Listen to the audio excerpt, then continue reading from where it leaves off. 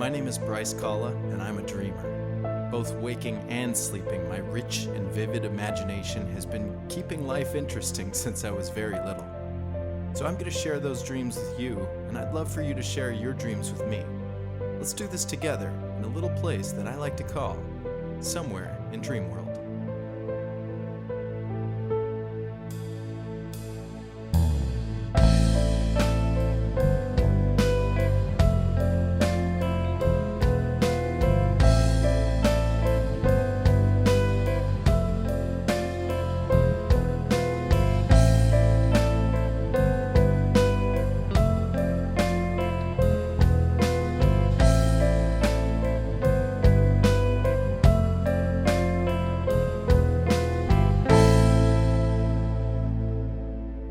Hello, my friends, and welcome to another episode 17 of the Somewhere in Dreamworld podcast.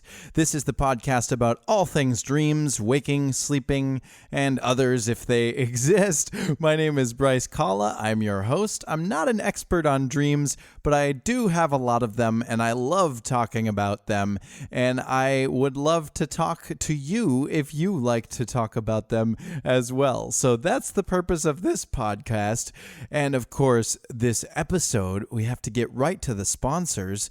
The sponsor that could have been for this episode is pianos. That's right. Are you tired of always singing in chant with your friends in the mountains?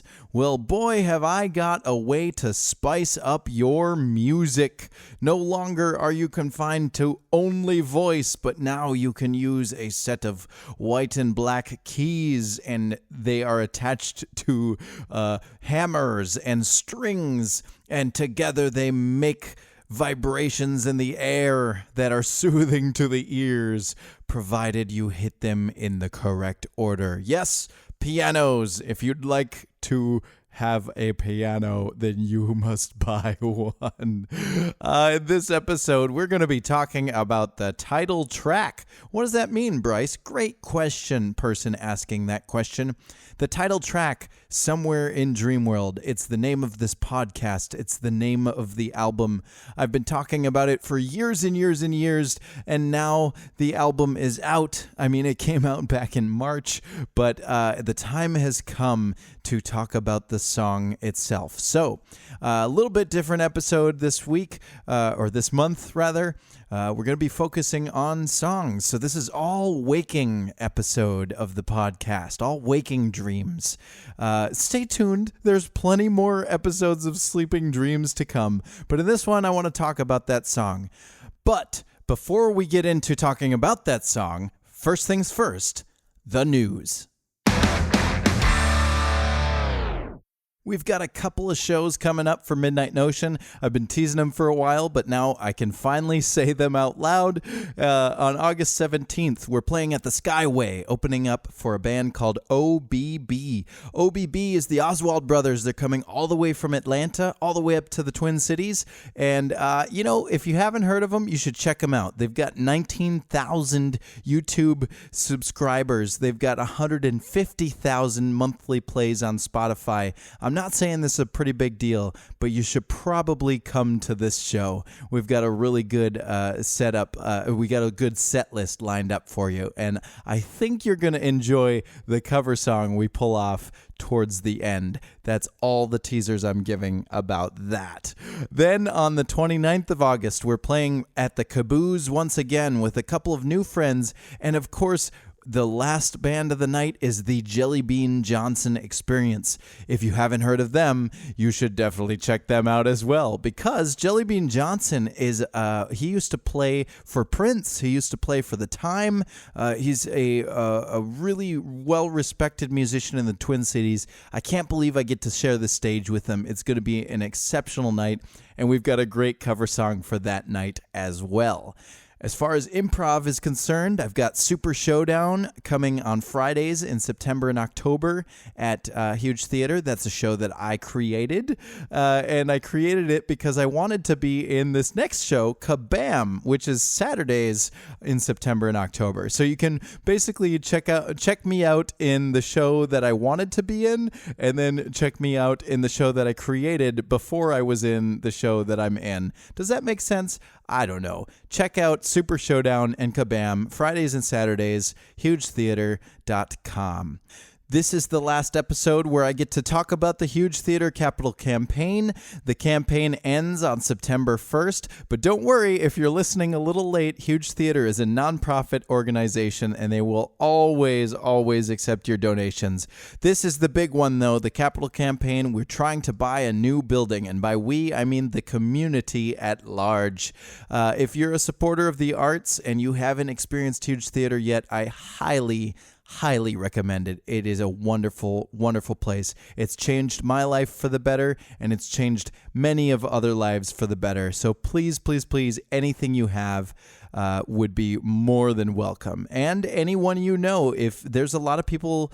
There are a lot of people who work for companies who have matching programs where they will match a certain amount to a nonprofit. So if you know someone, if you work for a company that does something similar, please give that information to Huge Theater. Once again, hugetheater.com. My last bit of news before the rest of the episode is that I am no longer restricted to time. That's right. In the last episode, me and MA just could not stop talking. We got really into that lucid dreaming conversation, and I decided to make it a double episode. It was 60 minutes long. But to be completely honest with you all, I've been wanting to have an even 30 minutes for every episode since the beginning of this podcast, 17 episodes ago, and I just don't quite have the knowledge necessary to make that happen. In my recording program, I have it set to end at 30 minutes even, but then I export it and it says it's 28 minutes, and then I upload it to YouTube and it says it's 30:01, and it's a different time in different places, and I just haven't quite figured out how to make that an even number. So since it's been the same time for everything up until last episode, screw it. I'm going to change everything. I'm going to grow and adapt. This podcast will last as long as it needs to. So if I run out of content early, I'll end the show early. And if I just can't stop talking, then that's going to be a longer episode. I will do my best to keep it within the 30-minute range, but if things are going really well, we'll extend, and if they're not going so well, we'll shorten, just for the sake of having a nice, even flow, that no episode feels like it's trudging or being cut off too early.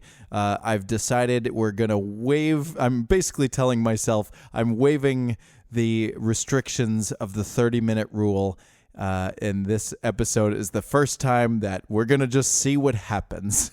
So that's it for the news, and now a little bit different episode. We're going to just jump right to it. It's time to wake up.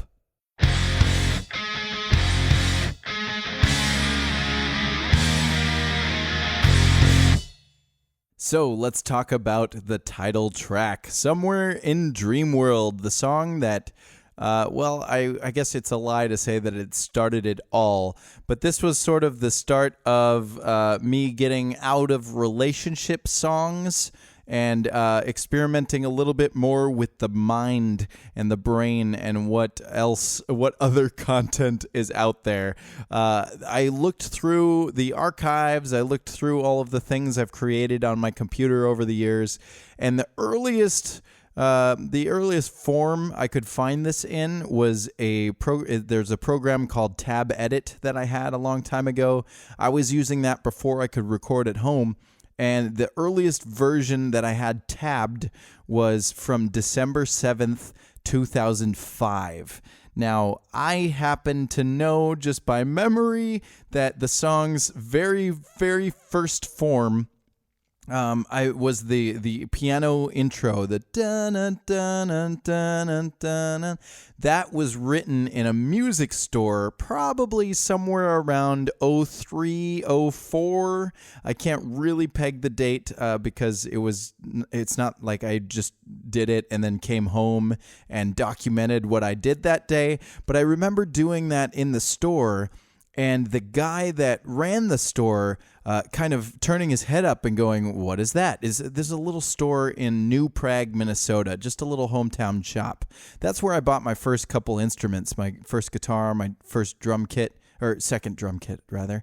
I was in there, and I was just kind of fiddling around on a keyboard, and I started playing that, and he goes, "Hold on a second," and he comes around the corner, around the counter. He grabs some mallets, and he starts doing a wash on a cymbal. Shh. I don't know if he hit another instrument, but it kind of turned into a little jam session a little bit. And it was like, wow, yeah, this is a really cool little line. It's very simple, very easy to play, but there's something to this. And so for years, I remember working at Target. I was pushing a cart of whatever, loading up, stocking shelves. And I remember just going, dun, dun, dun, dun, and like, how do I use this? Where does it go? And I'd write other songs and every once in a while this riff would come back. And what do you do from there? What's the next step? And eventually I decided on this idea. I took influence from Linkin Park. And I think that's pretty clear in the song as it is today. But maybe in the first version, not quite as clear.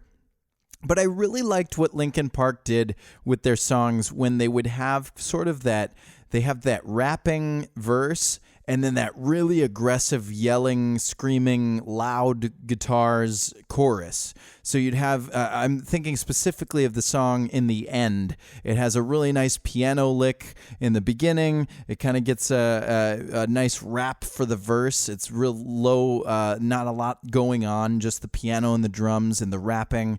And then when it gets to the chorus, the guitars just come in super thick. And I liked that idea, and I really wanted to capture that. So that's sort of where the music influence came from.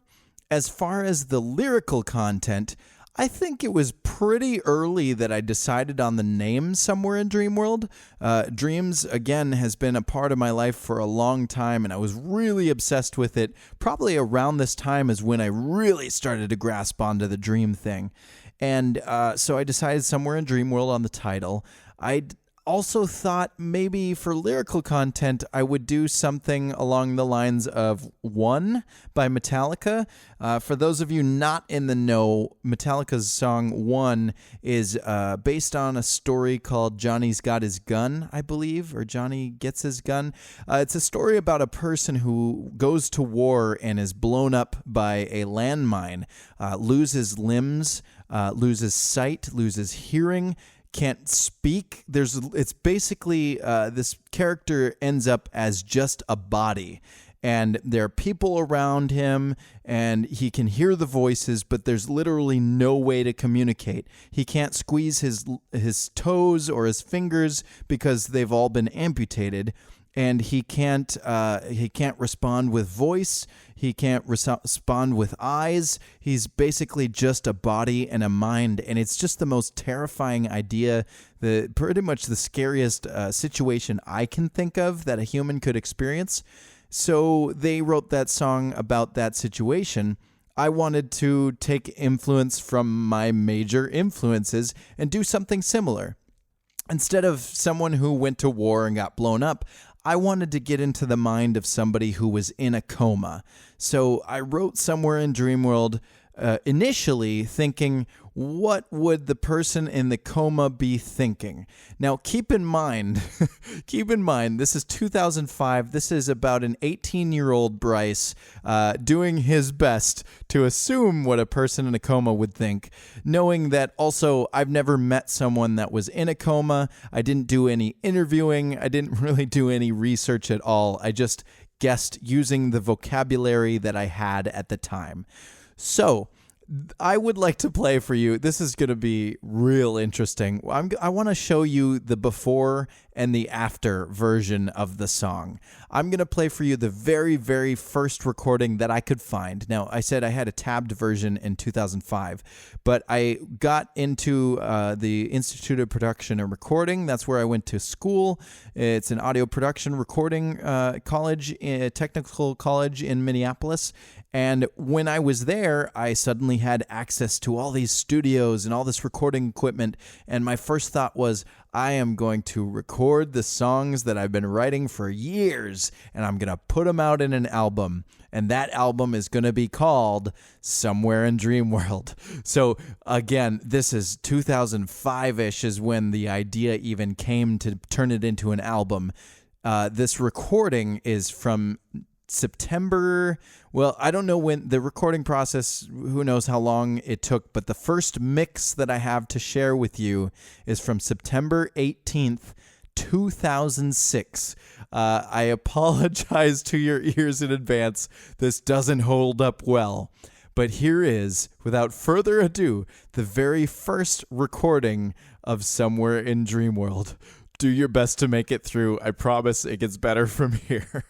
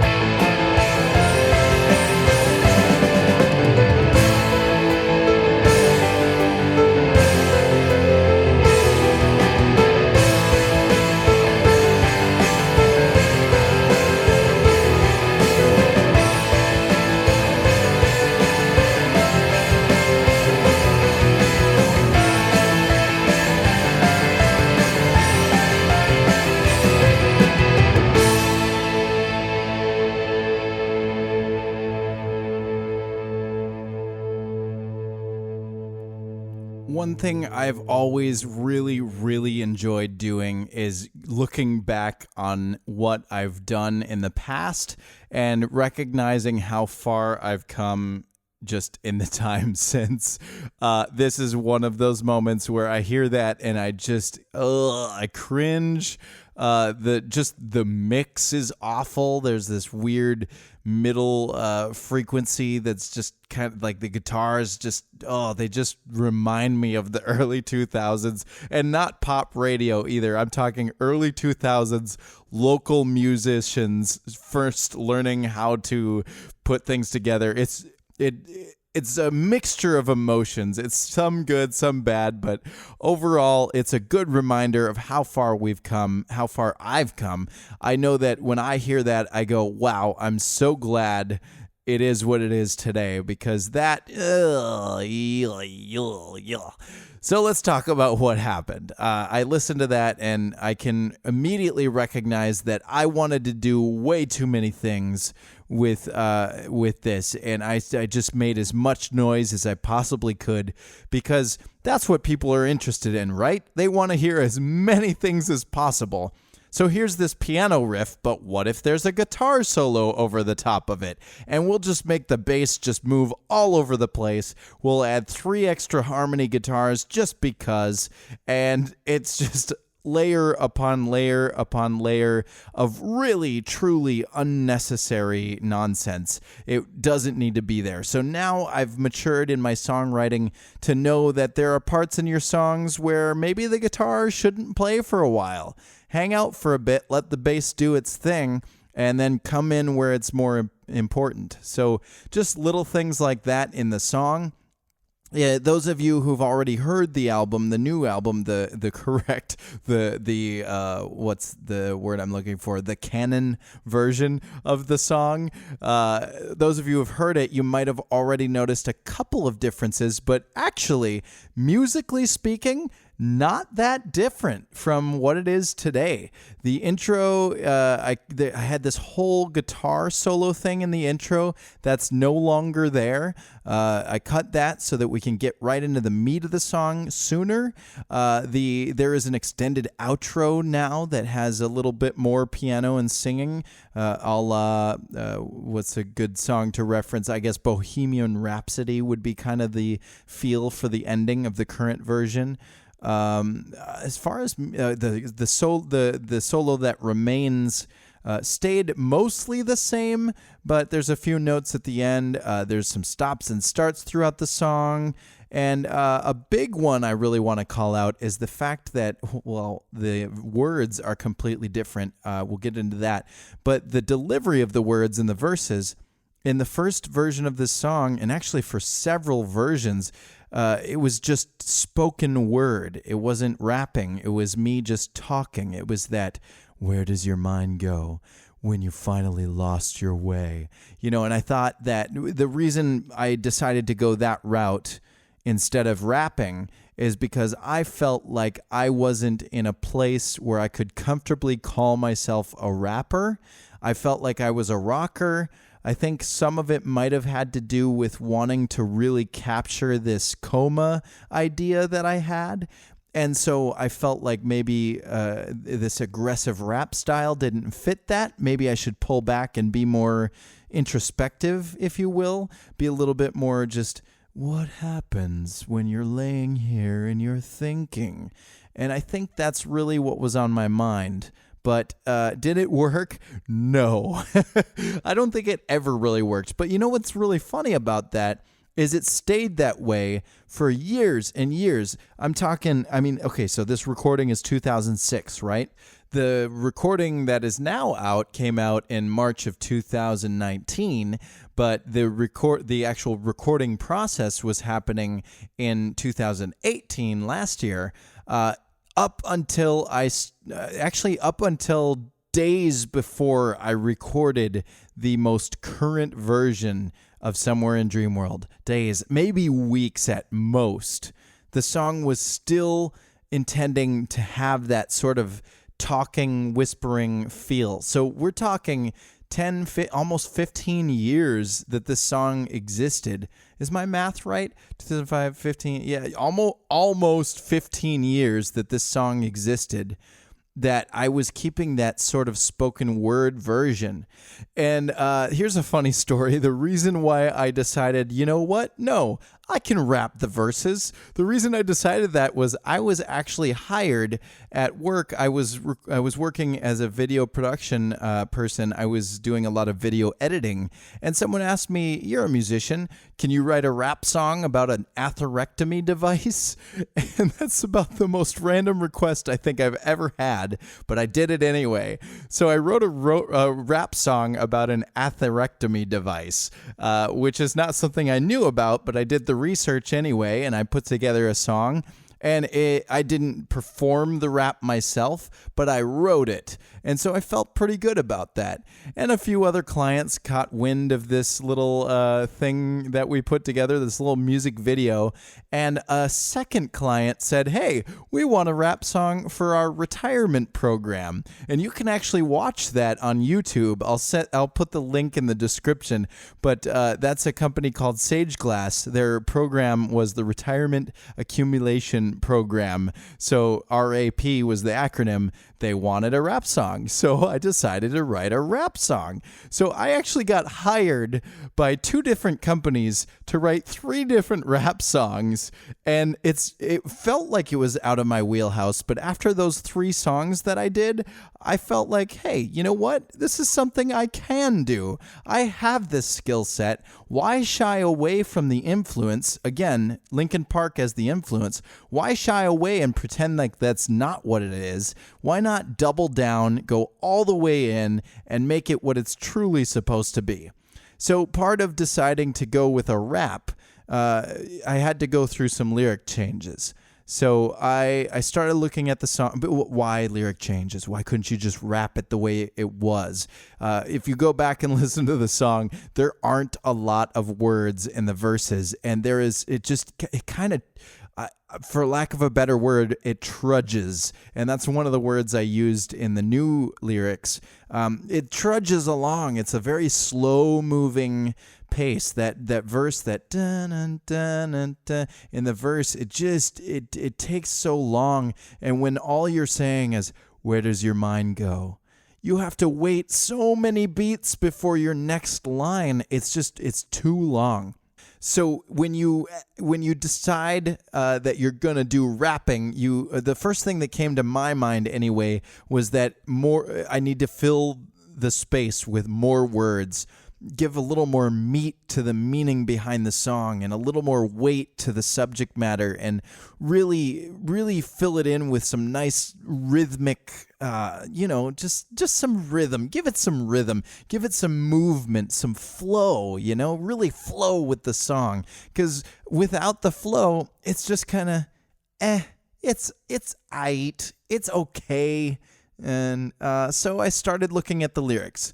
Now, I have the old lyrics written down in front of me, and I'm just going through them, and I'm going, yeah, this is clearly written by an 18-year-old.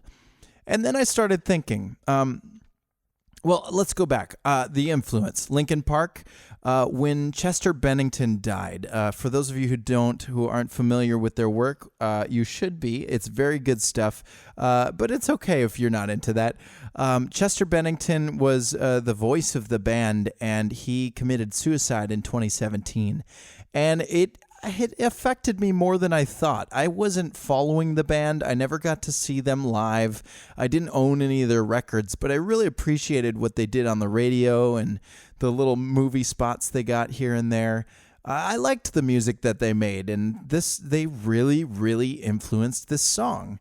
So when Chester died, it kind of hit me, and I'm affected by it because depression sucks, man. I'm not clinically prescribed as depressed, but I have little bouts of depression, and I recognize that it's not a fun place to be in. And it makes me really sad to hear that there are people out there in the world who don't know who to reach out to, who don't know how to get the help that they need. And there are even more people out there who don't realize that their closest friends and family need some sort of help, whether it's just talking about it, talking about their day, or something deeper. There's so much help out there ready to be there for you, but sometimes you just don't know where to go. And so seeing someone so creative and so strong and iconic take their own lives, that's depressing in itself. And I worry about people in that place. You know, how many other people are experiencing a level of fame where they have thousands, millions of people looking up to them, hoping, oh, I wish I could meet them someday.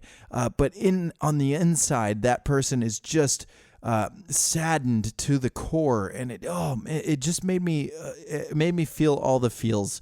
And I started realizing, you know what, Bryce, you don't know anything about comas. I didn't do any research about comas. I don't know anybody that's been in a coma. Why am I writing a song about a coma? What does this really mean?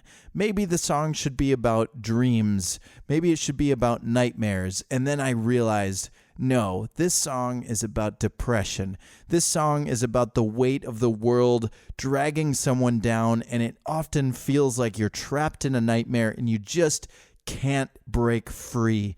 And it is a really troublesome place to be in, and I apologize for bringing the mood of the podcast down, but it is a really important subject, and I feel like society is finally acknowledging mental health as an important thing to take care of. We're finally forgetting about that old way of just repress, deal with it later, let it bottle up. All of that is going slowly out the window. At least I hope so. I feel so. And so, again, anybody listening at home, if you have any issues, you can definitely reach out to me. I want to be here for you as much as I can. I know that I've been in places, I've had days where I didn't know who to reach out to. So I turned to music, and I use my powers of music making to hopefully spread this word out as far as I can, and hopefully my music can bring some sort of positivity into someone else's life. Maybe we can make a connection that we didn't realize that we had, and through the power of vibrations of sound, we can have a little bit of release, a little bit of at least something light in the day. Yeah, that's what I got. I realized that I know more about feeling down than I do about comas. So that was the twist that I needed. That was the little kick that I needed to say, okay, these lyrics are changing. This is the time. The song is now about depression. And yes, I can rap. Dang nammit. So I'm gonna rap. So that's what I changed in the song. So now you've heard the explanation, where it came from, where it went to. I'd like to present to you the current version of the song. Actually, a fun fact, the beginning sounds like the intro to this podcast, but it's technically a different recording. If you listen real close, you can tell that the drum sounds, the guitar tone, and the mix is slightly different, but it is very, very close to the intro of this podcast. Obviously, the intro of this podcast is the song Somewhere in Dreamworld. It was just recorded before I finished the album, so that's just a little fun fact for you. Couple of lyrics in the new version that I want to call attention to. There's a line where I say, it's been a hell of a year. That is in direct reference to the long process, the fact that the recording process was taking so much longer than I had anticipated. It's also the search for bandmates and the just assembling of artwork and all of it felt like it was a lot on me. It also is a reference to the first year of a certain president in office, which I will keep off of the podcast, but just know there were a lot of people having a lot of issues with a lot of things in that year. So that's what that reference is. I used the word worthless at one point. That is a word that I've struggled with a lot of my life. I've felt worthless in a lot of things, and I've that's the word that I've placed on my down days. When I'm feeling down, it's mostly because I feel like I haven't been contributing what I can contribute, and I feel like people don't want me to contribute to their things. So the word I came up with for that demon is worthless or worthlessness. So whenever you hear me use the word worthless, it's not a very good day for me. But don't fret just yet. I'm feeling good today. I'm having a good day. I'm having a good week, having a good month. I have a new job. I have a great podcast. I have a great band, and I have a great song to talk about. So things are feeling up here. I hope the mood isn't too down for you listening to We've had a lot of downer episodes lately, but I just like to call attention to these things to make them known, to throw them into the universe. The last thing I want to call attention to is my very, very specific, intentional reference to Chester to pay my tribute to the late singer of Linkin Park. Because he was such a huge influence on this song, I wanted to include him in some way. And the way that I chose to do that is by incorporating the words, "It's so heavy." All right, and now that's a very specific minor detail, but Linkin Park on I think their most recent record before Chester's death had a song called Heavy, and in the chorus he sings, "Why is everything so heavy?" And I think just right after his death, there was a video of him singing that with just so much passion, and you could feel the words just bleeding out of his. That's actually a Linkin Park reference. Did not intend to do that, but you could just feel the emotion coming out of him, and it was such a weighted performance, and it felt so real, and just that I really identified with that. Why is everything so heavy? I've been in that mood so many times.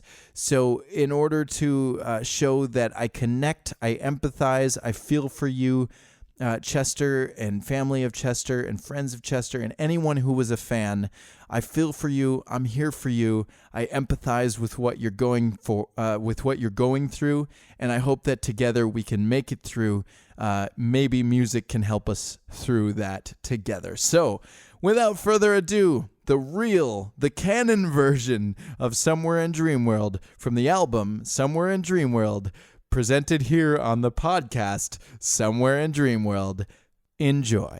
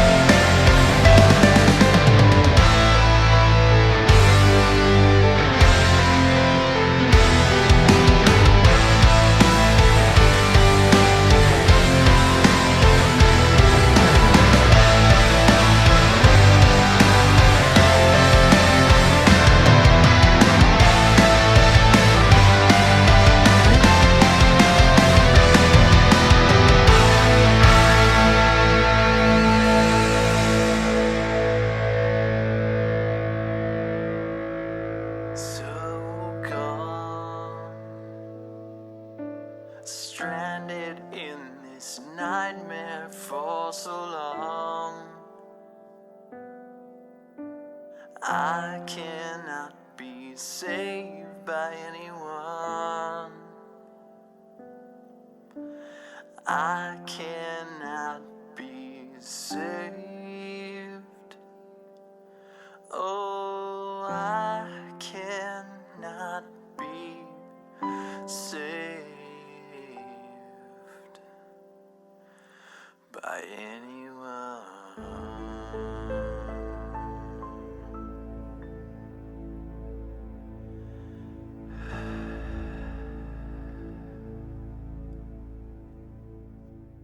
Wow.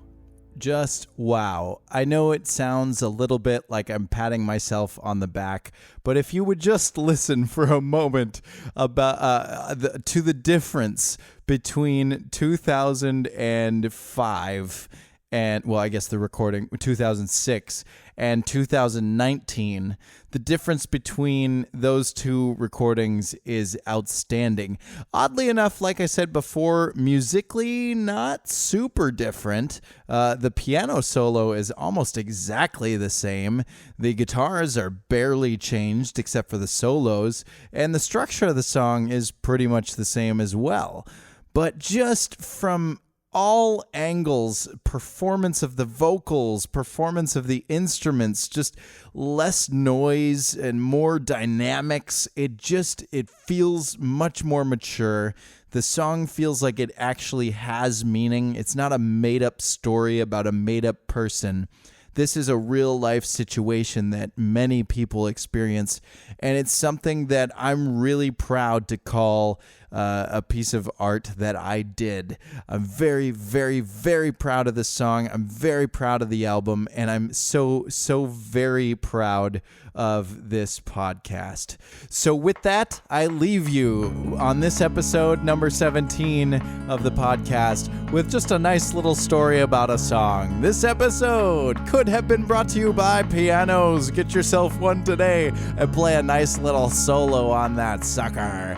In the next episode, we're going to return to Sleeping Dreams, so submit yours by email at podcast@midnightnotion.com or phone them in and leave a voicemail at 612-643-0944. I will get them on this podcast and we'll be talking about those dreams. And until that happens, my friends, thank you so much for listening. I appreciate your listenership. Please sleep well, dream well, and be well.